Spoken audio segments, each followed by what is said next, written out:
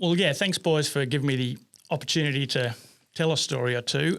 In more recent times, I don't know, I've really cottoned on to the power of storytelling through a whole host of things that have occurred and continue to occur. And I really do see the power in people being allowed to tell their stories.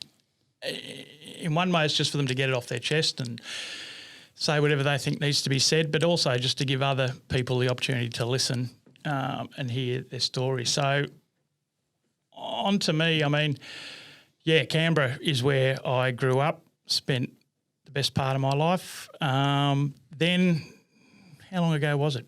20 years ago, roughly. Met a lovely, lovely girl down in Canberra. Everything went fabulously down there, so we decided to get married. She was a Queenslander. So Good taste. Yes. We stayed in Canberra for a little while. She fell pregnant with our first child and all of a sudden decided she was homesick and she wanted to come home to Queensland. So she said to me, come on, let's move to Queensland. And I immediately thought, geez, I'm pretty socially connected here now. I've got my footy, I've got my cricket. Do I really want to be doing this? But again, you get to that stage in life where you realise, well, yes, I've got family now, so probably a good idea to make the move. So we did that, moved up here straight away. I thought, my goodness, this place is hot. So I struggled for the first couple of years just with the humidity and just different goings on around a brand new place. But over time got very comfortable with it and thought, great move, that's the best thing I ever did. Melissa had our first child. We followed up with another one a year or two later and got to a certain stage where things could not possibly have been any better. Everything was ticking along beautifully, very happy family. I thought, yeah, tick the box. Well done, Dave. Good move. Win, win, win. After a number of years, when things were still ticking along, all of a sudden, my dear old wife had some health complications. But again, she charged on bravely. We went to various specialists and ended up spending some time down in Sydney, and Charlie Teo did some magnificent surgery on her and some brain surgery, and he convinced us that things were going to be fine, and he now owned her head, but don't worry about that, he'll look after it. So again, life was just going to charge on. We were going to continue to grow our lovely family. But tragically, further complications ensued, and then roughly 9 years ago, Melissa lost the fight and we lost her in 2011. So obviously, for me, that was pretty much as big a kick in the guts as you could get. So things became very difficult from that day onward. It was just me and two boys, and they were 10 years old and 12 years old at that stage. So I thought, okay, what do we do now?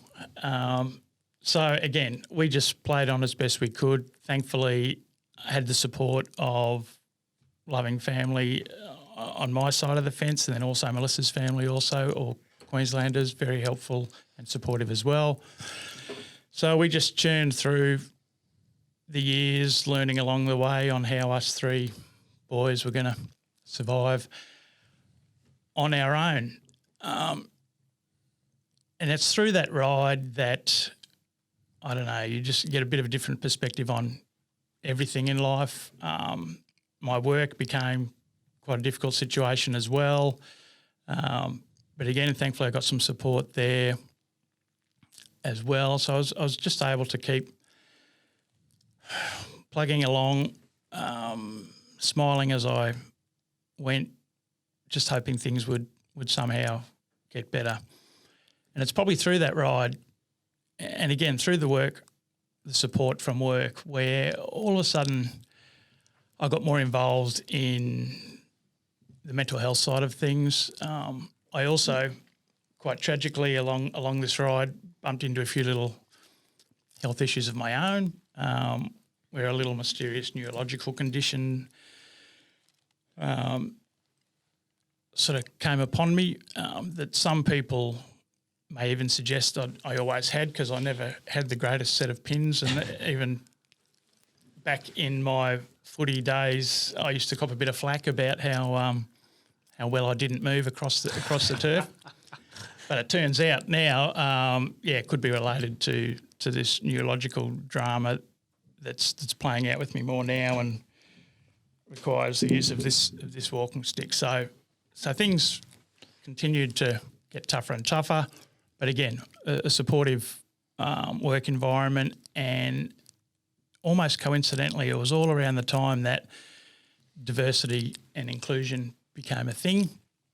So I thought, okay, well, I'll jump on this ride, and through that, I've got a lot closer to that side of things. Mate, it's a hard story. I mean, I couldn't imagine, what it's been like for you to go through that, especially with two young sons. I mean, wow, you were put in a very hard, tough situation. Not only did you have to grieve your wife, but you also had to step up to the plate and look after your two boys. I mean, how did you manage through that? Obviously, it was extremely difficult, but how did you manage your next steps through that? Was it all just a blur? It was all a blur. It was all with difficulty. I mean, the amount of things I think back to, I still remember one day vividly, and all it was I'd pick the boys up from school one afternoon, realised we need to eat, so we better go to the supermarket and get some supplies. And I just remember getting halfway down an aisle and just stopping and thinking, what the hell am I doing? I just didn't even know how to shop. Like shopping for me used to be, go and get a pie and a soft drink because I'm a bit hungry. But all of a sudden, no, I've got to get the groceries for the next 2 weeks, and what am I going to cook and what do I need, and that second dawned on me. I have not got a clue what I'm doing, and I almost gave up. I almost just thought, come on, boys, we'll just get McDonald's. We'll go home. We'll have to think about this.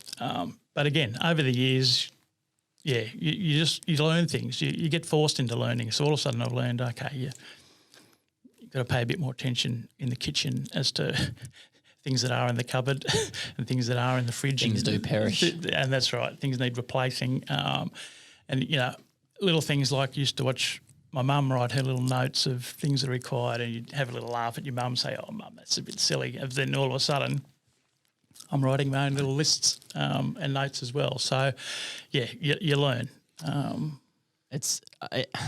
The other thing too, and we spoke about this at dinner that night, was sort of, then because you are such a sports fanatic, I suppose you haven't really talked about that yet, but you are right into sports. I know Dan and I, we love our sports. That's why we've got so much in common with you.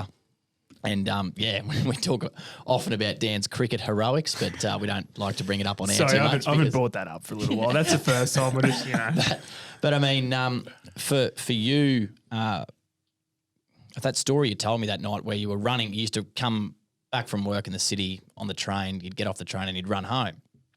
And things just started changing on your run home. Yeah, it was that sort of slow. Like I said, I used to have dodgy pins and I didn't run too well. But I played cricket at a reasonable level. I played footy, and as far as I was concerned, I was fit.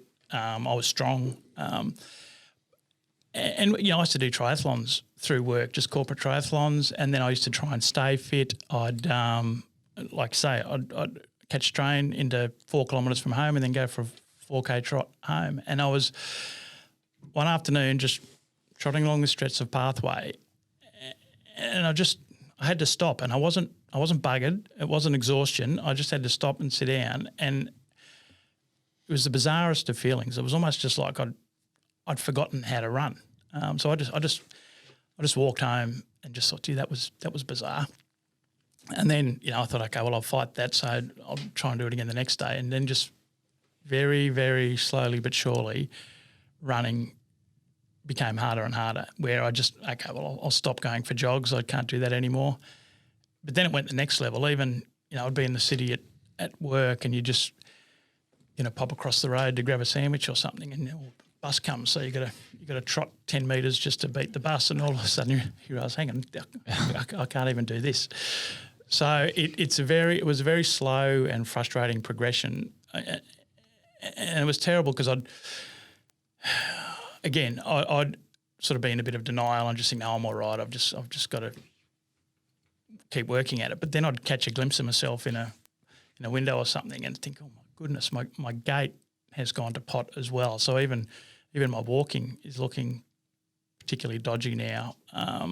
So once you start noticing it yourself, and that's probably was about the point in time where I just thought, there's something not right here. It's time to go talk to some doctors. And again, a lot of head scratching even by them, where we eventually arrived at a diagnosis.